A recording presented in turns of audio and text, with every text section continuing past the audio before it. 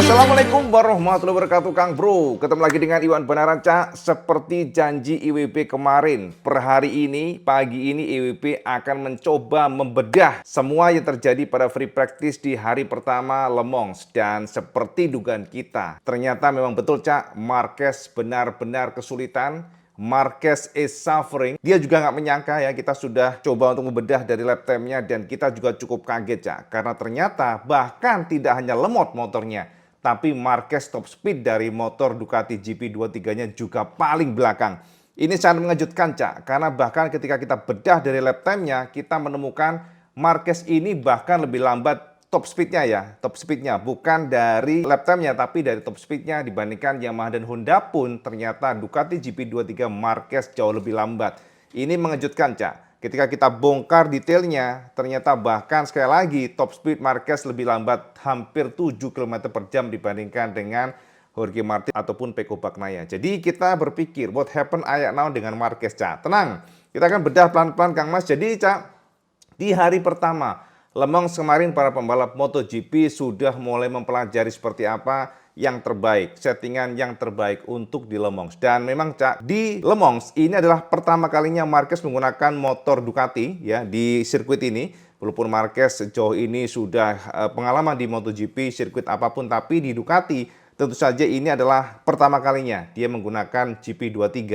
Dan kita juga kaget, soalnya kenapa? Marquez sendiri menyatakan bahwa dia tidak menyangka bahwa dia bakal sesulit ini. Kemarin Marquez mengakui bahwa dia sangat kesulitan. Dia bahkan tidak memiliki feeling, I have no feeling. Dan itu pun juga menjadi penegas karena di Gresini ini semuanya sepertinya problem. Bahkan kalau kita lihat Alex Marquez pun juga bermasalah. Alex Marquez bahkan mengisi posisi ke-19 di saat Marquez ke-13 dan apapun itu Marquez tidak bisa lolos ke Q1. Jadi ini Q2 ya. Jadi ini menjadi masalah terbesar bagi Marquez dan tentu saja Cak, untuk memberikan gambaran kesampaian kita langsung bedah saja seperti apa. Kemarin pada hari pertama free practice kita lihat awalnya Marquez cukup menjanjikan Cak, tapi ternyata pada free practice pertama sudah ada indikasi Marquez akhirnya hanya puas di posisi ke-9. Berikut kita akan bedah buat sampean. Ini adalah hasil dari free practice pertama di Prancis Le Mans dan kita bisa pastikan Jorge Martin jadi pembalap yang luar biasa, sangat konsisten. Martin menorehkan waktu 1 menit 31.421 detik dan disusul oleh Pedro Acosta. Jadi ini juga mengejutkan Cak. Acosta mampu ngacak-ngacak ya pasukan Ducati dan bahkan Maverick Vinales pun demikian. Kita akan bedah bagaimana testimoni sini masing-masing pembalap ya. Jadi teman-teman kita akan bedah nanti, tenang. Keempat Sebastian ini, lalu kelima Pecco Bagnaia yang sepertinya juga cukup nyaman dengan motornya. Teman-teman, bisa kita konfirmasi bahwa problem vibrasi atau chattering pada GP24 sudah hilang. Jadi konfirmasi dari Martin dan juga Pecco, gejala chattering yang sudah hilang ini mereka temukan di Jerez, jadi mereka sangat puas dengan performa dari GP24 saat ini. Lalu ke-6 Alex Marquez dan ke-7 Alex Spargaro, 8 Brad Binder, 9 Marc Marquez yang sangat kesulitan. Katanya dia no feeling dan ke-10 Marco Bezzecchi, 11 Jack Miller, 12 Franco Morbidelli, 13 Alex Rins dan 14 Roy Fernandez, 15 Oliveira, 16 Zarco, 17 Fernandez, 18 De Antonio dan 19 Nakagami. Kemudian 20 Fabio Quartararo, 21 Mir dan seperti biasa yang sangat setia di belakang yakni Luca Marini. Inilah yang menjadi indikasi bahwa Marquez sangat bermasalah karena dia terlempar dari 10 besar dan tidak mampu masuk ke Q2. Ini yang kita bisa lihat, Jorge Martin masih menjadi pembalap terkencang dan bahkan Martin menjebol tembok 1 menit 31 dan ini membuat atau memecahkan rekor yang ada di Le Mans dan Martin menorehkan 1 menit 30.388 detik. Kemudian kedua Pecco Bagnaia, 3 Pedro Acosta yang sangat konsisten dan Bagnaia juga melesat Cak. Bagnaia ini akan menjadi persaingan seru antara Martin dan Pecco. Lalu keempat, Maverick Vinales yang menyatakan bahwa dia siap tempur, dia merasa pede dengan motornya karena feeling yang agak berkurang kemarin di Jerez, kembali lagi di Le Mans. Dan kelima, Fabio Antonio, keenam Jack Miller, 7 Alex Spargaro, 8 Morbidelli akhirnya Cak. Morbidelli bisa merangsek di posisi 10 besar dan Bezzecchi ke-9. 10 Fabio Quartararo yang sangat happy walaupun tidak cukup, tapi Fabio menyatakan dengan dia bisa langsung masuk ke Q1, maka itu menjadi penegas bahwa dia sangat happy dengan settingan dari timnya. 11 Ania yang ternyata juga gagal, lalu 12 Fernandes, dan 13 Marquez, 14 Alex Rins, dan ke-15 Oliveira, 16 Fernandes dan Brad Binder, ke-17 18 Joan Mir, 19 Alex Marquez, 20 Joan Zarco, dan ternyata kita lihat Luca Marini better, Cak. Naik satu posisi karena di belakangnya adalah Nakagami. Artinya semua pasukan Honda suffering semuanya, bermasalah. Sekarang gini, Cak, Ibu ingin tunjukkan ke sampean bagaimana dengan lap time-nya. Dan teman-teman, inilah menjadi penegas bahwa memang sepertinya motor Marquez bermasalah. Kita intip. Yes, ini, Cak. Jadi dari data yang kita bongkar top speed dari pembalap pada final hari pertama di hari Jumat, inilah yang mengejutkan. Bahkan ini juga dibahas oleh beberapa media luar. Kenapa dengan motor Marquez? Karena tidak wajar. Sebab top speed dari GP23 Mark betul-betul di belakang, Cak. Jadi buncit, Cak. Di paling belakang buritan lagi. Paling neng buri dewe, Kang Mas. Ini nggak pernah terjadi. Bahkan dibandingkan dengan top speed Honda dan Yamaha saja, motor Marquez jauh lebih lemot. Kita lihat dari sini, Kang Mas, ya. Jadi untuk top speed yang ditorehkan kemarin di hari pertama di Le Mans, maka bisa kita pastikan Pecco menjadi pembalap dengan top speed terbaik lewat 318,5 km per jam. Kemudian Acosta dengan KTM-nya juga luar biasa, menorehkan top speed yang sama 318,5 km per jam. Baru kemudian Miguel Oliveira yang tipis 317,5 km per jam. Kemudian Raul Fernandez dengan 316,5, Brad Binder, Joan Mir, Jack Miller. Jadi semuanya, Cak, ini acak, Cak, antara Honda, kemudian juga bahkan Yamaha, Fabio Quartararo pun tidak jauh dengan 315,5 km per jam. Artinya hanya terpaut 3,5 km per jam, 3 km per jam ya dibandingkan dengan Pecco Bagnaia dengan mesin Ducatinya. Dan yang paling membuat kita terkejut adalah Marc Marquez, Cak. Kita lihat di sini, Kang Mas. Marc, kita pastikan ternyata dia menjadi pembalap paling buncit dengan top speed 311,6 km per jam. Ini adalah salah satu hal yang menjadi sorotan kita semuanya. Kenapa dengan motor Marquez, kenapa Marc begitu lambat top speednya? Bahkan selain dari Marc sendiri secara data, kita bongkar dari beberapa testimoni pula, ternyata Marquez menyatakan bahwa dia cukup terkejut, dia merasa kesulitan, dia ambiar, Cak, bosone, Cak. Karena kenapa? This bike is no feeling. Dia bilang jadi nggak ada rasa, nggak ada feeling, makanya dia juga kaget, dia juga bingung. Dan inilah yang bisa kita katakan ke sampean semuanya ya. Jadi ini adalah beberapa informasi yang kita bisa kompilasi apa yang dirasakan Marquez. Dan inilah yang dituturkan Marquez setelah dia kesulitan pada saat Le Mans kemarin. Dia tidak menyangka bakal lebih kesulitan, sangat kesulitan di Le Mans. Berikut kata Marquez yang kita terjemahkan dari MotoGP. Ini adalah hari Jumat pertama kami berjuang. Hari ini aku seperti bertarung melawan motor. Aku tidak bisa membawa motor dengan smooth. Aku tidak bisa bersih melintasi racing line sehingga crash karena aku terlalu rebah. Aku tidak pernah merasa nyaman dengan setup sore hari. Kami perlu bereaksi cepat. Dengan Ducati, kalian harus menggunakan semua cengkraman yang ditawarkan roda belakang. Jika tidak, kalian akan kesulitan. Aku tidak menyangka bakal semenderita ini. Motor tidak ada feeling di Le Mans. Sekarang aku fokus penuh pada Q1 yang merupakan sesi terburuk karena aku tahu tidak akan mudah untuk mencapai Q2. Bastian ini sangat cepat dan kita semua tahu cara Binder saat melakukan time attacking. Aku harus melakukan segalanya dengan benar. Sayangnya ada yellow flag saat aku menorehkan lap bagus sehingga membuatku melakukan kesalahan pada lap terakhir. Kami mengambil arah yang salah dalam pengaturannya. Ada banyak pekerjaan yang harus dilakukan agar bisa kompetitif besok. Yes, itu konfirmasi dari Marc Marquez, Cak.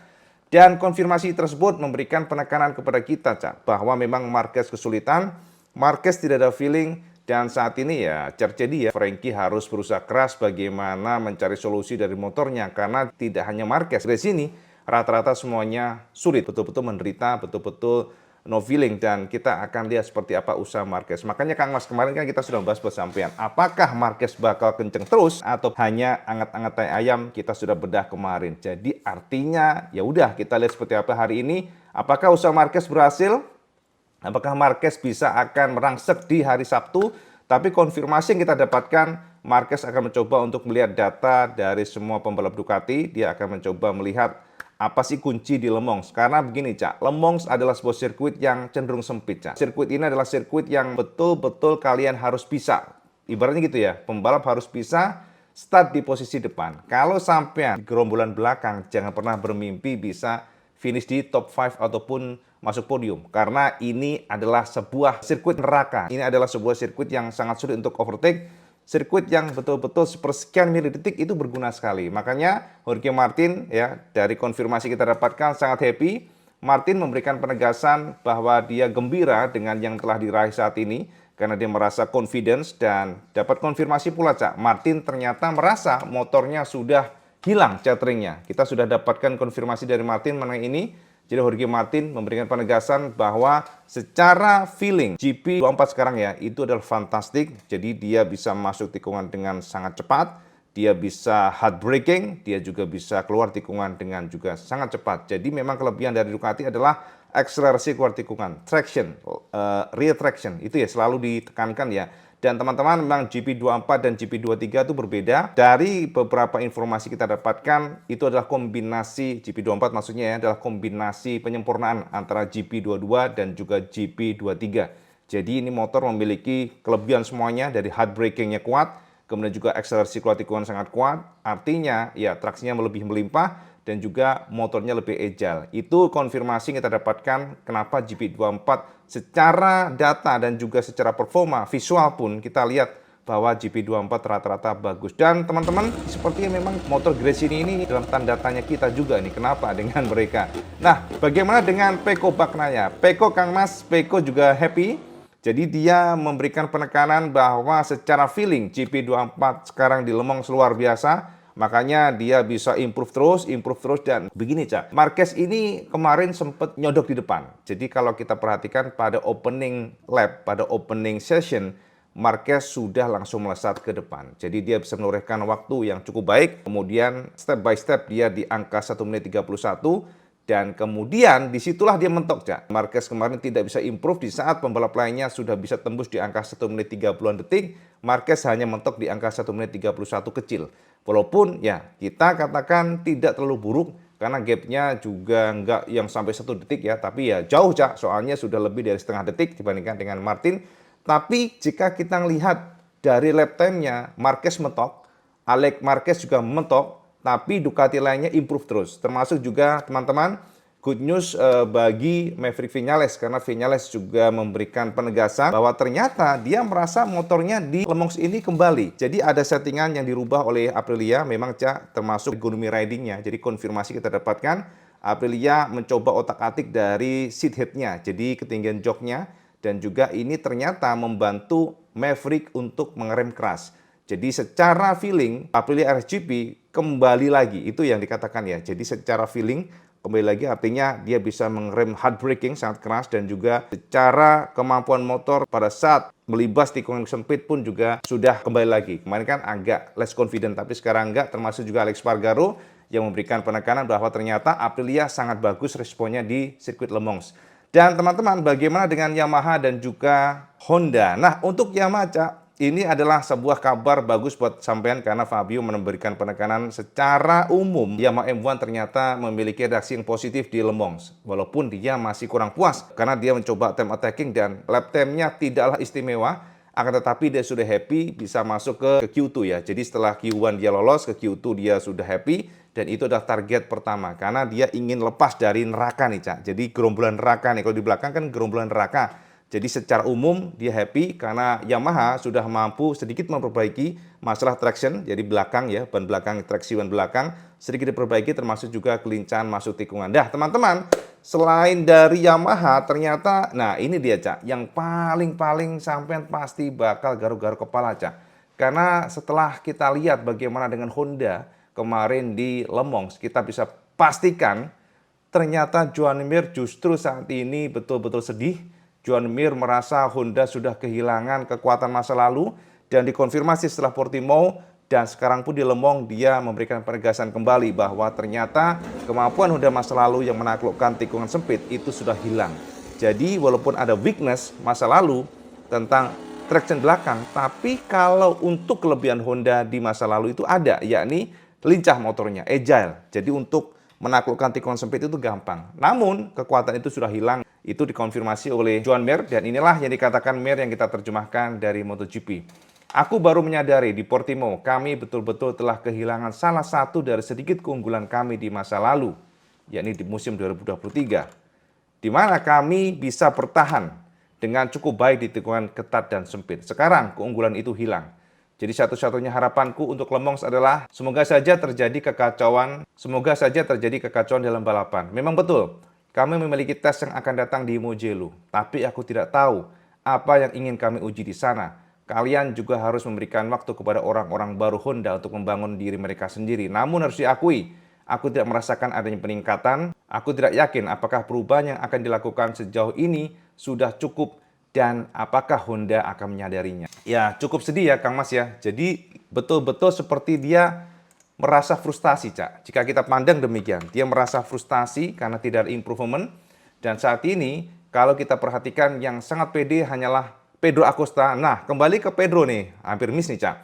Pedro sangat happy, sekali lagi juga sama kondisinya. Jadi, Cak, teman-teman, KTM ini kan sudah berupaya keras supaya Pedro merasa nyaman dengan dengan Gasgas lah, sama sih ya, RC16 sama Gasgas sama aja sih, sebenarnya cuma beda branding aja. Nah, untuk yang dirasakan oleh Pedro Acosta di Le Mans itu beda dibandingkan dengan Harris. Jadi dia merasa happy karena feeling pada saat motor digeber, ternyata reaksi dari performanya itu bagus.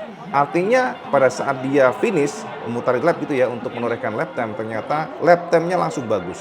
Dan itu memberikan sinyal bahwa secara umum ya, untuk RC16 cocok buat Le Mans. Itu yang pertama. Yang kedua, Pedro Acosta juga merasa secara layout dia suka. Jadi teman-teman, Pedro memberikan penegasan bahwa dia menyukai layout dari Le Mans walaupun dalam sejarah karirnya dia kurang beruntung di sana, tapi secara umum dia happy. Itu yang dikatakan oleh Pedro Acosta. Pedro Acosta harus betul-betul diwaspadai sebab jika tidak, maka bisa saja bocah yang baru datang ini di MotoGP bisa saja menjadi ancaman yang serius bagi Ducati. Yang terakhir adalah konfirmasi, Cak. Jadi teman-teman, memang jika kita bahas kemarin ya, kita sudah bahas mengenai bursa pembalap MotoGP kemarin, dan ini ada susulan yang sangat penting dari Gigi D'Alina, bos dari Ducati, bahwa keputusan mengenai siapa yang menjadi tandem Pecco itu tidak serta-merta menjadi otoritas penuh Ducati. Karena dari konfirmasi Gigi ternyata sponsor akan terlibat di sana. Jadi dia menegaskan pembalap yang menjadi kandidat dimohon untuk memaklumi jika memang tidak terpilih. Itu kata dari Gigi.